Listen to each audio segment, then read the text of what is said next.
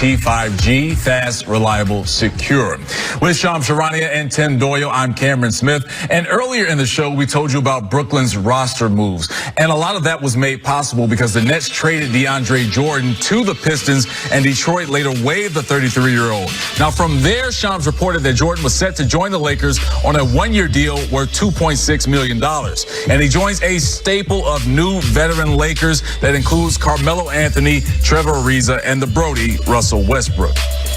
Shams, this happened quickly. So how do the Lakers envision Jordan meshing with this roster and his fit with this team?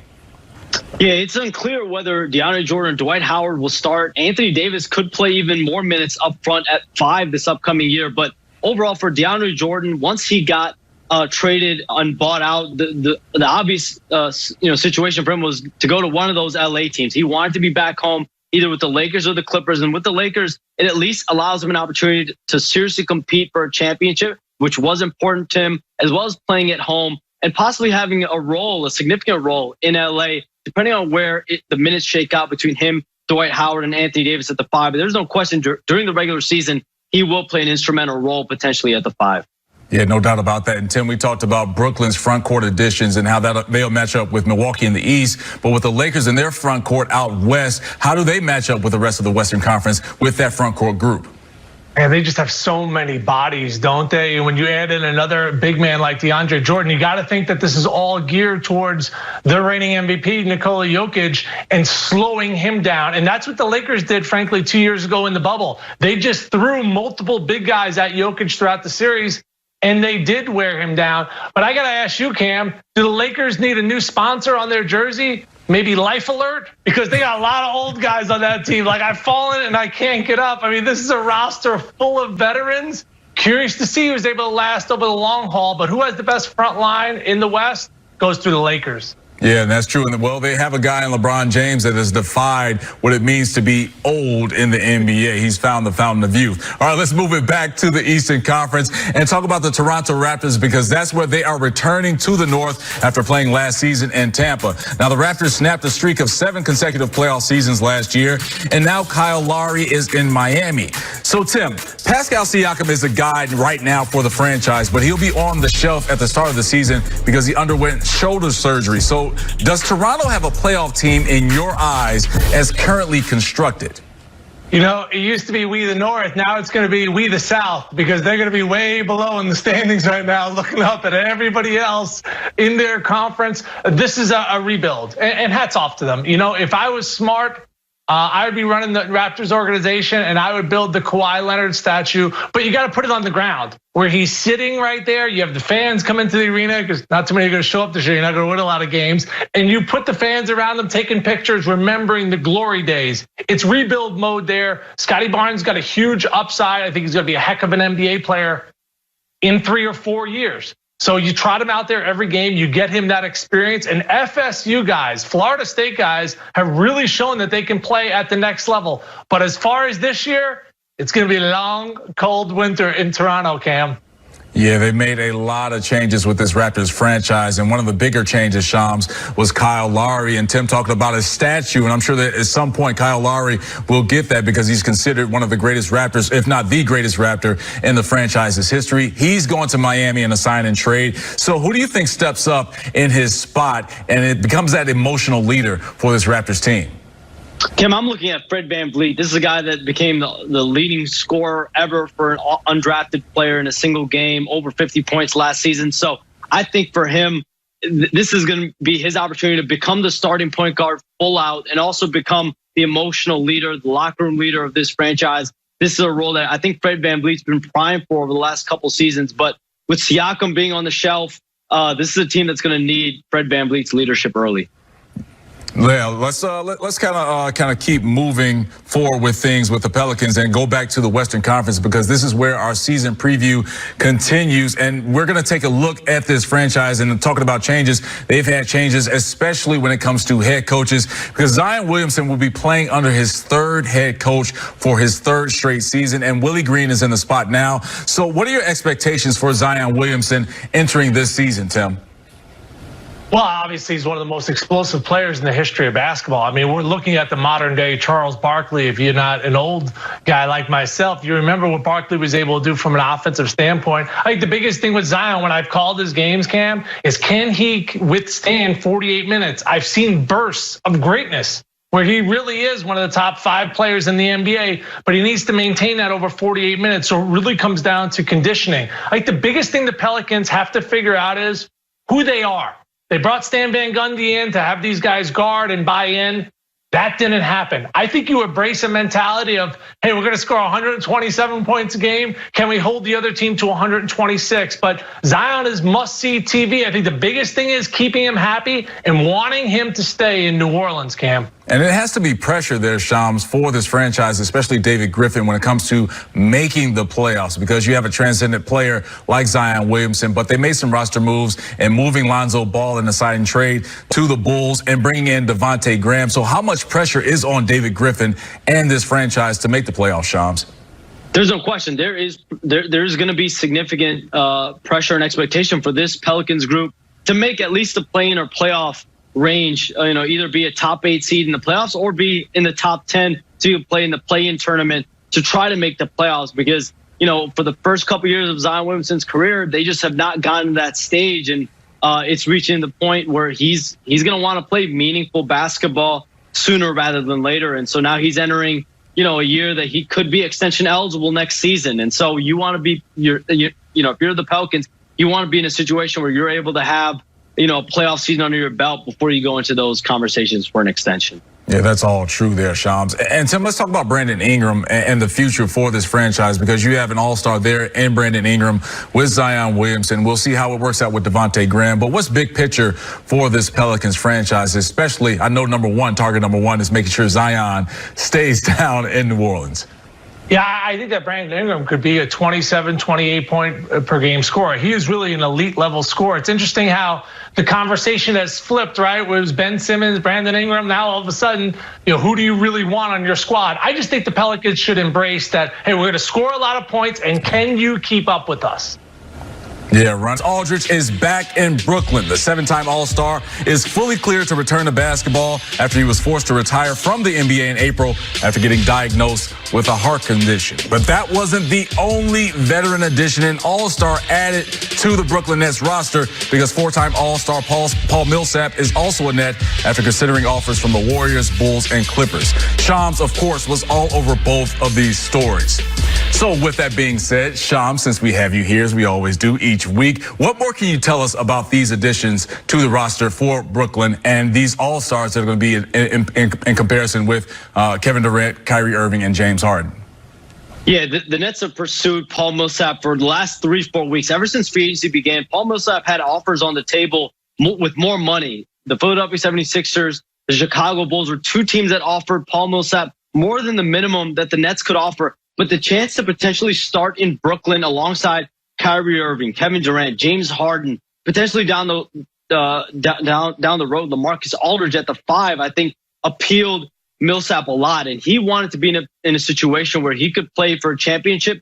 He's a guy that's made $100 million over the last 4 years. And so the Nets really played into that and wanted to give an opportunity to win a ring. And LaMarcus Aldridge, he really wanted to get back to playing the game. I think, when I spoke to him in June, I could tell that he just was not done with the game of basketball. And so once he got the full medical clearance to play again, him and the Nets, it was an obvious pairing. He had a lot of positive experience from that time he spent with the Nets. Yeah, of course, Aldridge will be playing with a chip on his shoulder. And these are nice additions to the front court for the Brooklyn Nets, because they're going to need that depth if they're trying to make that NBA title run. And Tim, the Nets are the betting favorite to win the NBA title this upcoming season. But I want you to let me know who brings more to this front court. Is it Millsap or is it Aldridge? Because both of these guys are 36 years old at this point in their careers. Yeah, veterans that have been around the block. But to answer your question, Cam, I believe it's Aldridge at this point in his career on the floor. Why does he want to go play for the Nets? Because he was really good when he wore a Brooklyn Nets jersey. I called his first game wearing a Nets jersey against Charlotte. What did he go out and do?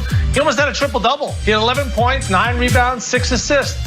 And right before he shut it down for the season, he had another game where he had 22 points against New Orleans. Paul Millsap is trending in the wrong side of his career. He's had an outstanding career from Louisiana Tech, and he brings that veteran presence into the locker room. He brings that leadership guy that's well respected around the league. But LaMarcus Aldridge was really good when he was on the floor, scoring the basketball, distributing the basketball, and he's another big body because now when you go through the East, you're gonna have to go through the guy in Milwaukee known as Giannis, and another body out there with long arms to defend him at times is going to be a key factor. So Cam, to answer your question, between these two guys, gotta go with Aldridge. All right, and speaking of Milwaukee, let's talk about one of their pivotal players that allowed them to reach the NBA Finals and win that championship. Because if turning nothing into something was an NBA player, you got to talk about Bobby Portis of the Bucks. He's the best example of that, and as I mentioned, was very instrumental in Milwaukee's title run. And our own Shams Charania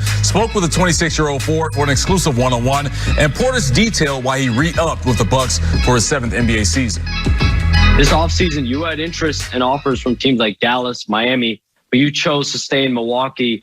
What does it say about your happiness and your level of stability with that organization for your decision to stay there?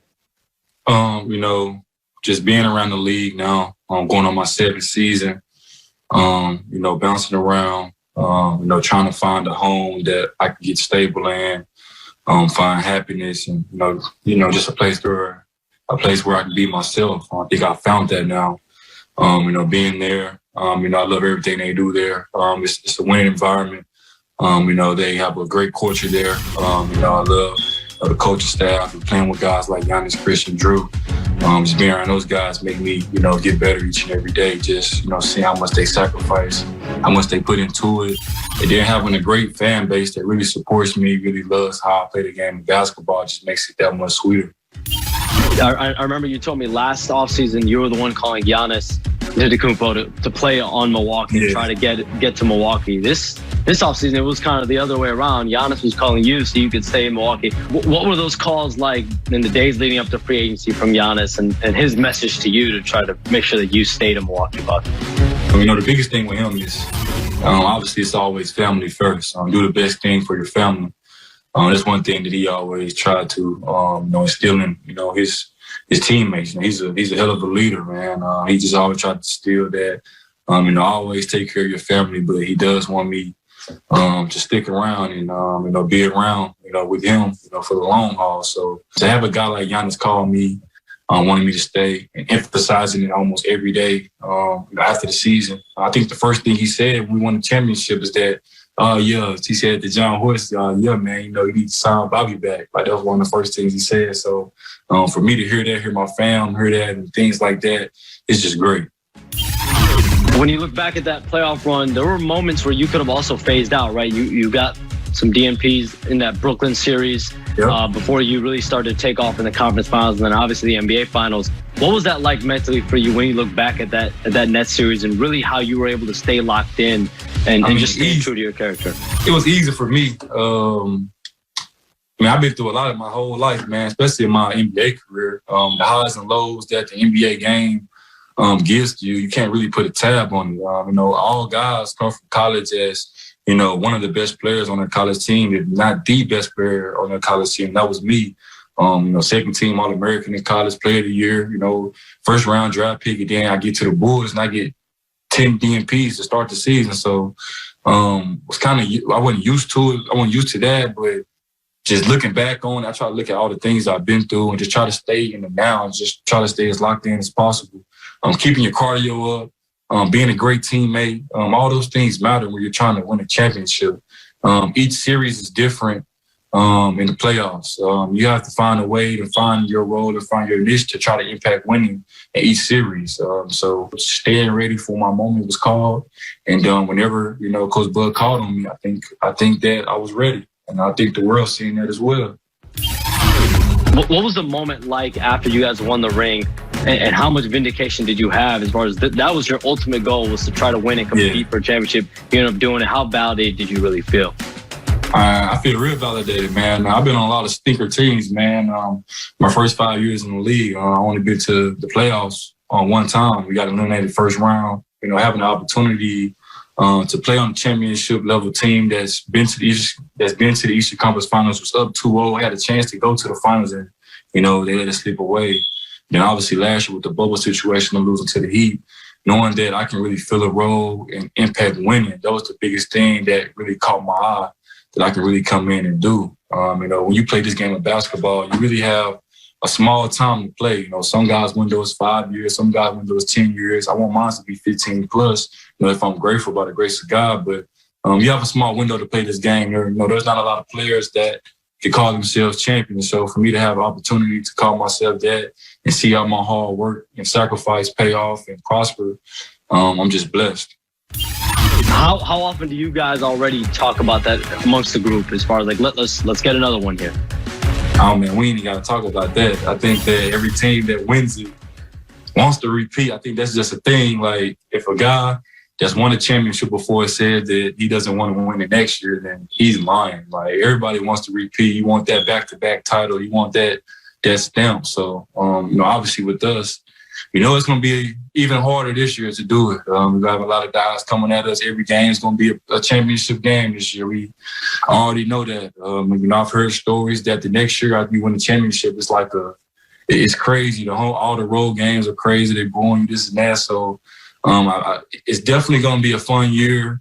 But I think, as the season has ended and, progressed towards the off season, we haven't talked as much amongst each other as a whole, but, definitely when training camp comes back around and preseason comes and, when opening night comes, we get those rings. I think it's going to be that feeling where, guys going to have that feeling where, we want to, we all want to do this again.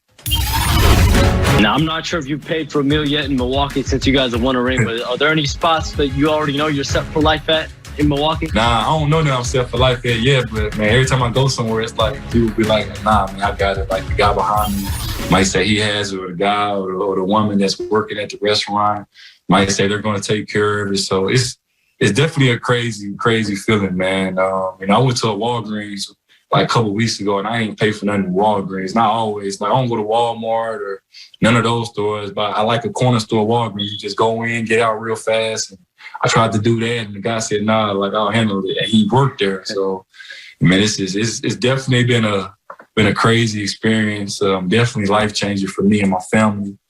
Just to have my mom there, like I said, like, my mom's my rock. She's my everything.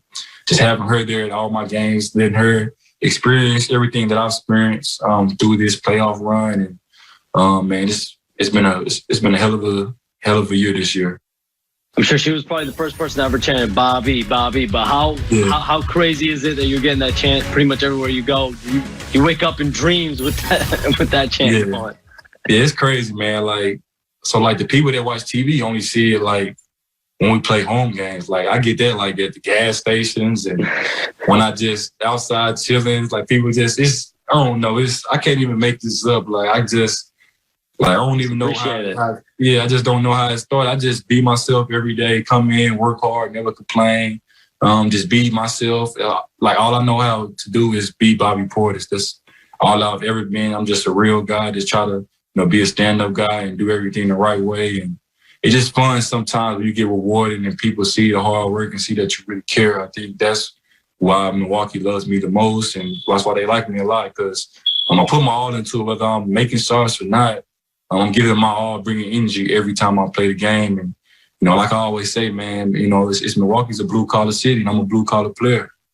I love the interview, Shams. So, Shams, what's your biggest takeaway from your time with Bobby Portis? I think my biggest takeaway is the fact that Giannis Antetokounmpo has been so active in terms of his recruitment. There's always been this perception that Giannis does not really want to have any involvement in the recruitment of players. He shied away from trying to recruit star players. But his relationship with not only Bobby Portis, but Drew Holiday, Chris Middleton, he's gone out of his way, especially for Bobby Portis. Last year, Bobby Portis told me that he reached out to Giannis and told Giannis, I feel like I can help you guys win and compete. Giannis goes to GM John Horst, pushes John Horst to sign Bobby Portis. And once Portis won that championship, Giannis was in his ear again, like, I need you to stay a Milwaukee Buck. And so that's been my biggest takeaway, is just that relationship with Bobby Portis and the star player of the Bucks and Giannis, and him securing his future in Milwaukee and wanting to be with a team that can compete, and him putting his happiness and stability first and foremost. Yeah, it was a smart move for all sides involved. And Tim, NBA fit is so important. Portis, it didn't work out for him in Chicago. It didn't work out for him in New York or Washington. So why did he find his footing with Milwaukee? You know, can't you just see Giannis like whispering in Bobby Portis's ear, and then Bobby's eyes getting real big about like coming back to Milwaukee? Because he's the energy guy. You know, when you go through that roster, you don't really have anybody, with the exception of maybe Pat Connaughton, that brings the crowd to its feet, right? When you think about Bobby Portis, you think of the chant, right? Bobby, Bobby, Bobby. And there's an energy when he gets into the game, and I feel like he's always doing something, sometimes negatively, but most of the time positively, grabbing an offensive rebound, blocking a shot. He's become such a consistent mid-range jump shooter. He has a relentless attitude. And then Cameron, you can't mention Bobby without mentioning the eyes. He's got the crazy eyes on the floor. His team feeds off of that because Middleton, Giannis, Drew Holiday.